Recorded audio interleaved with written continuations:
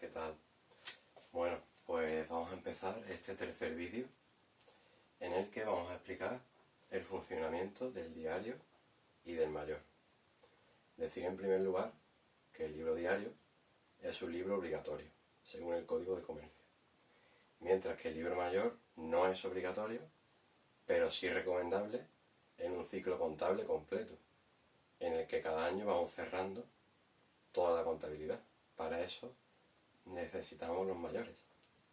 Pero bueno, ya llegaremos a esos momentos en los que cerraremos la contabilidad.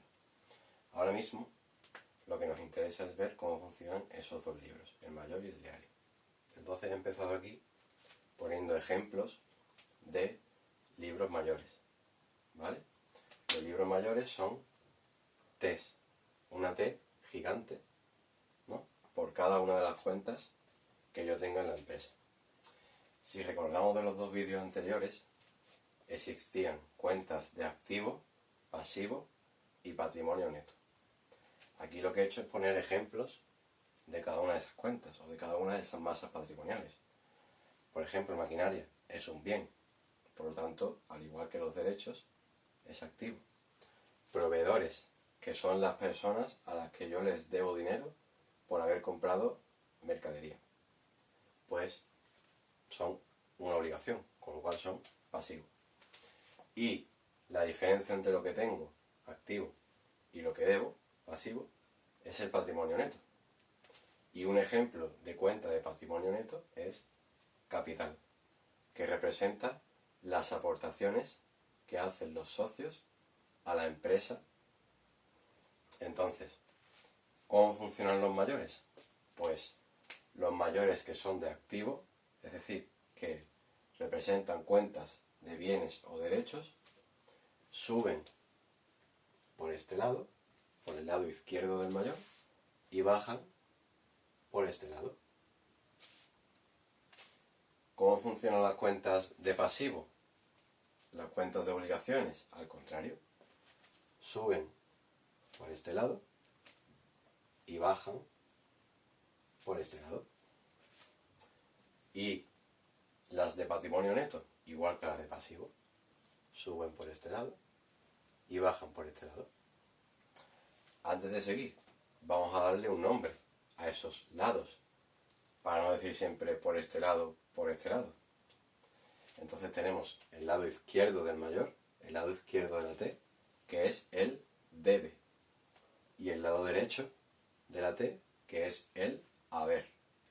Lo apunto aquí arriba, por ejemplo, arriba de capital. Debe, lado izquierdo, haber, lado derecho. Estos dos términos, debe y haber, no significan nada. O sea, que esté algo en el debe no significa que se deba, ni que esté algo en el haber significa que se haya o lo que sea. No, nada. Son palabras completamente al azar. Entonces, como digo, cuentas de activo, resumiendo un poco, suben en el debe y bajan en el haber. Proveedores, suben en el haber, bajan en el debe. Capital, suben en el haber, bajan en el debe, igual que pasivo, porque las dos son cuentas de financiación de la empresa. Esta es financiación con deuda y esta es financiación con aportación del socio. Entonces, ¿a qué me refiero con que suban o que bajen? Por ejemplo, en el caso de maquinaria, imaginaos que yo compro una máquina que vale 2.000 euros. Pues yo pondré máquina 2.000 euros, que como la estoy comprando está subiendo. Entonces pondré máquina es un bien, por lo tanto es un activo. Los activos suben en el debe, según acabo de poner. Entonces, 2.000 euros, aquí sube la máquina y cualquier activo. Que ahora resulta que vendo la máquina, también a 2.000 euros, por ejemplo, pues baja por aquí, porque los activos bajan en el haber, y pondría aquí 2.000 euros. Eso sería un ejemplo de cómo funcionan los mayores. Yo tengo que poner en el lado izquierdo y en el derecho cantidades, euros, es lo que pongo. Y ahora, lo que vamos a poner ahora son ejemplos para ver un poco cómo funcionaría eso. Cómo funcionaría los mayores y el diario, que ahora lo explicaremos también, en una empresa real, ¿vale? Entonces, vamos a borrar primero todo esto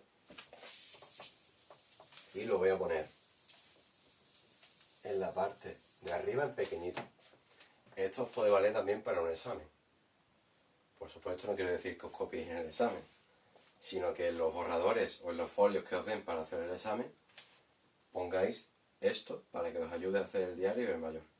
Pongáis un mayor con activo, que lo que quiere decir es que cualquier cuenta de activos sube en el debe y baja en el haber. Así, cuando identifico una cuenta de activos, ya sé que funciona así. Cualquier cuenta de pasivos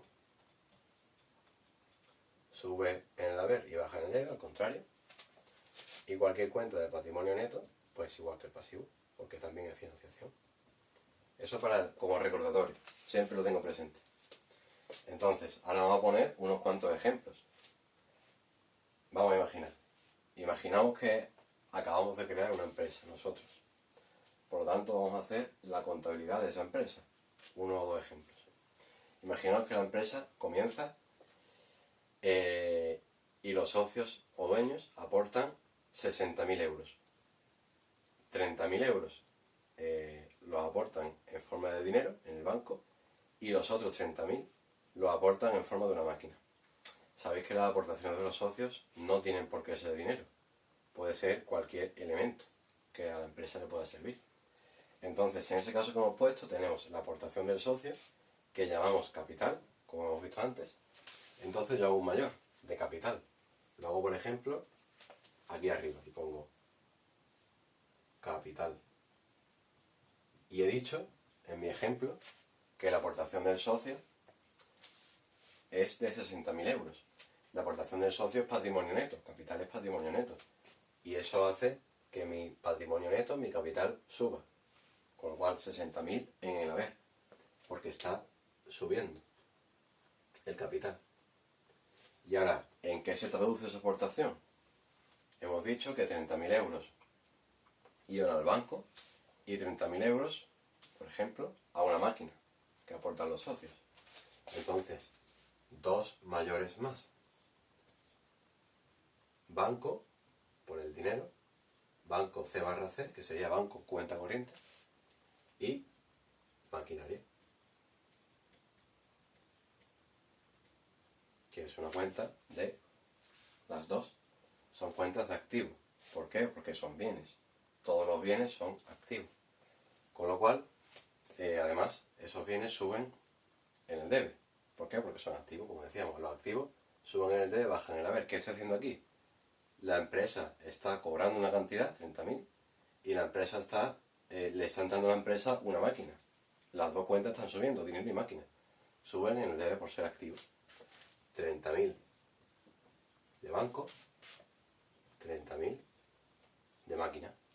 Antes de explicar el diario, vamos a ver una igualdad de contabilidad. Ya conocemos una igualdad, que es activo es igual a pasivo más patrimonio neto.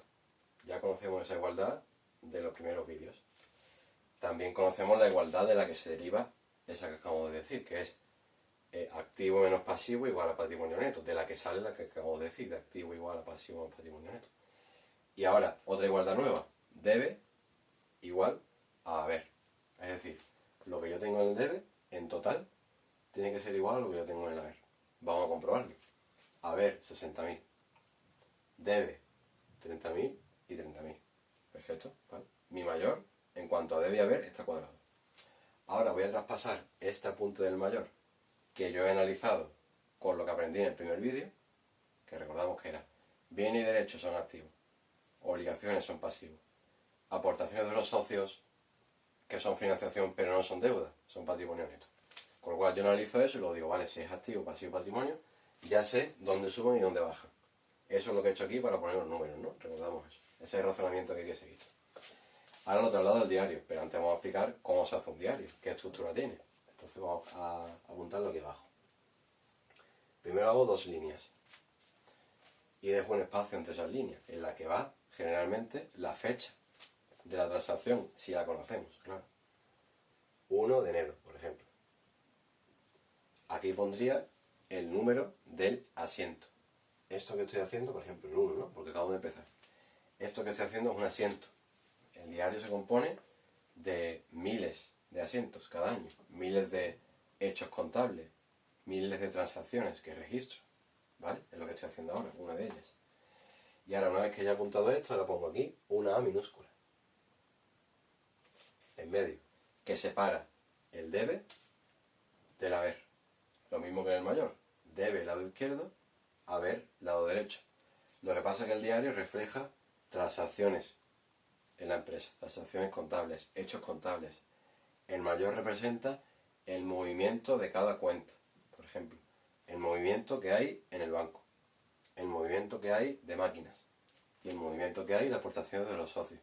Pero no representa lo que pasa en cada momento concreto, eso lo representa el diario. Vamos a verlo ahora con un ejemplo.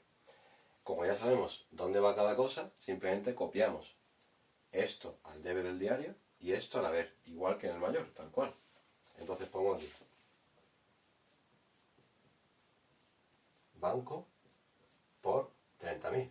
¿Por qué? Porque en el mayor ya analicé que banco iba en el debe, porque subía. Maquinaria en el debe. ¿Por qué? Ya analicé en el mayor, lo mismo que antes, que maquinaria subía y los activos suben en el debe. Pues 30.000. Y ahora me voy al lado derecho a ¿qué? Capital. Es la cuenta que tengo en el haber. ¿Por qué? Ya analicé en el mayor que capital es de patrimonio neto, por tanto subirá en el haber. En el diario yo no pienso nada. Mecánicamente copio el mayor.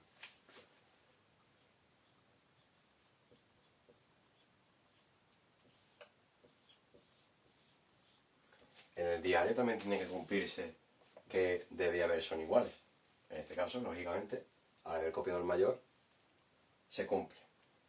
Decíamos antes que el mayor no era un libro obligatorio. Mantengo eso. Nosotros estamos empezando con el mayor para analizar a partir del mayor lo que sube y lo que baja. Pero realmente cuando en ejercicios posteriores seguramente os pida solo hacer el diario, en esos casos puede ser que no haya que hacer el mayor. ¿Por qué? Simplemente porque uno ya se ha acostumbrado a hacer tanto el diario que ya no necesita el análisis previo del mayor. Con lo cual, realmente el mayor pierde su utilidad como herramienta de análisis cuando nos manejamos bien con el diario. Aunque sigue teniendo su utilidad como registro de cada cuenta concreta, de cada movimiento dentro de esa cuenta.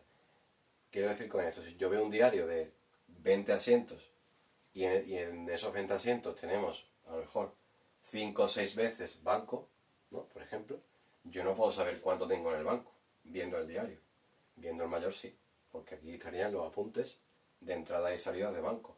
Con lo cual, para eso me sirve el mayor, para ver cuánto hay en concreto en cada una de las cuentas. Pero no para saber qué ha pasado, para eso tengo el diario.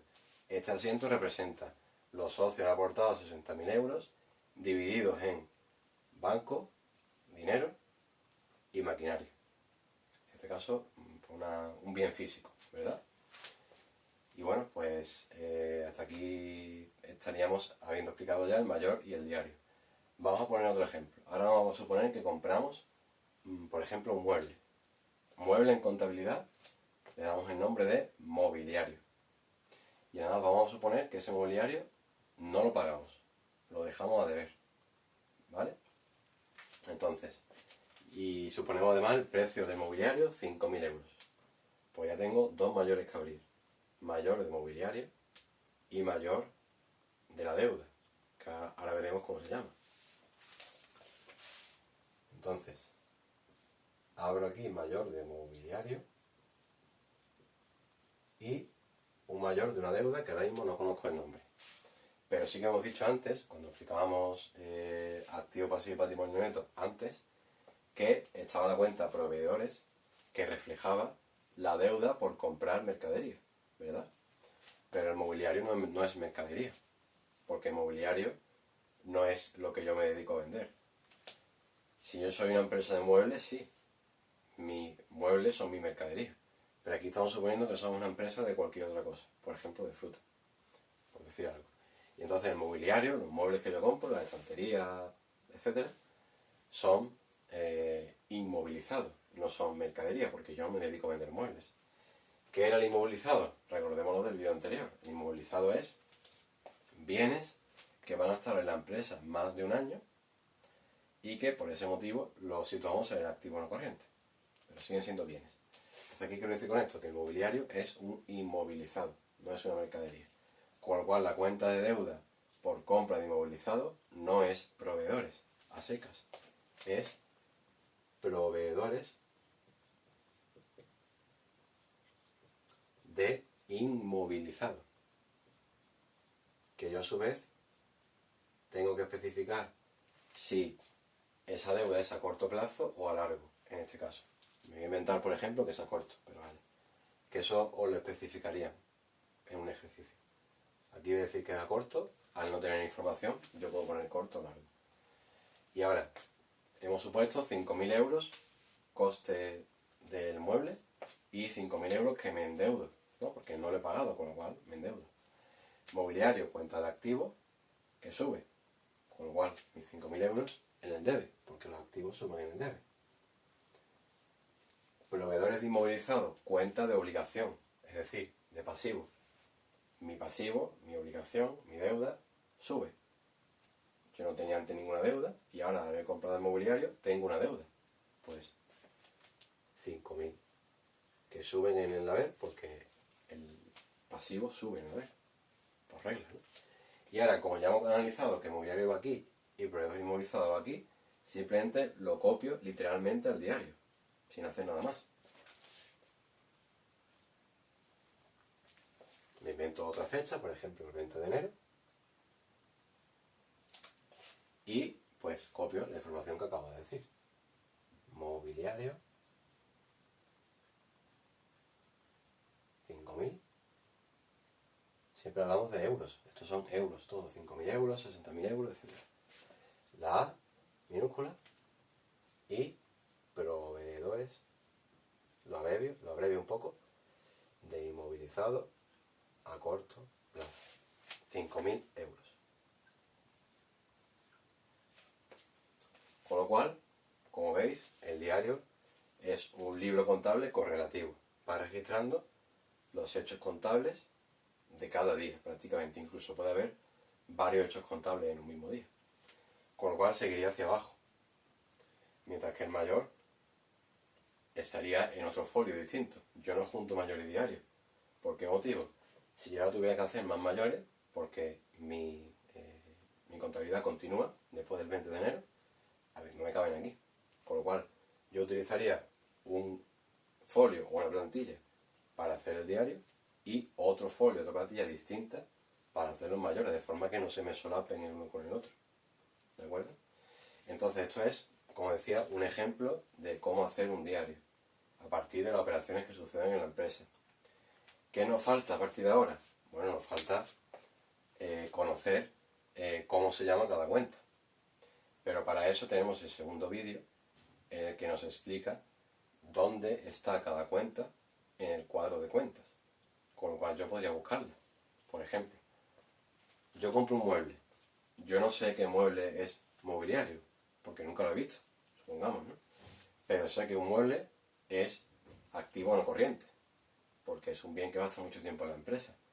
Así que ya sé automáticamente que es el grupo 2 del cuadro de cuentas, porque los activos no corrientes están todos en el grupo 2. Y además sé que en la división que hicimos de inmovilizado material e inmovilizado intangible, el mobiliario es algo que se puede tocar, ver, sentir, con lo cual es material.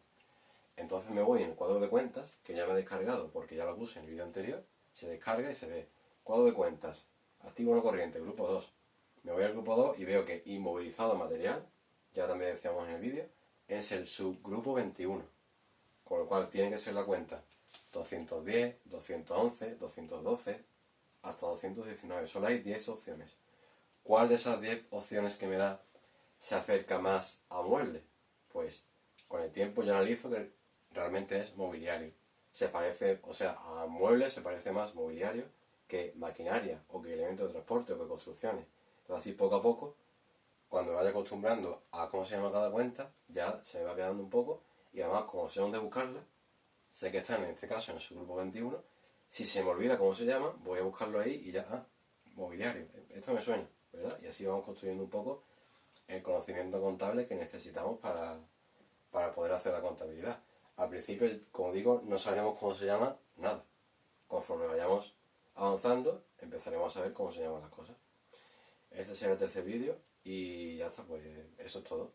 En el próximo explicaremos un concepto muy importante que son los gastos y los ingresos. Y cómo funcionan los mayores de gasto e ingreso.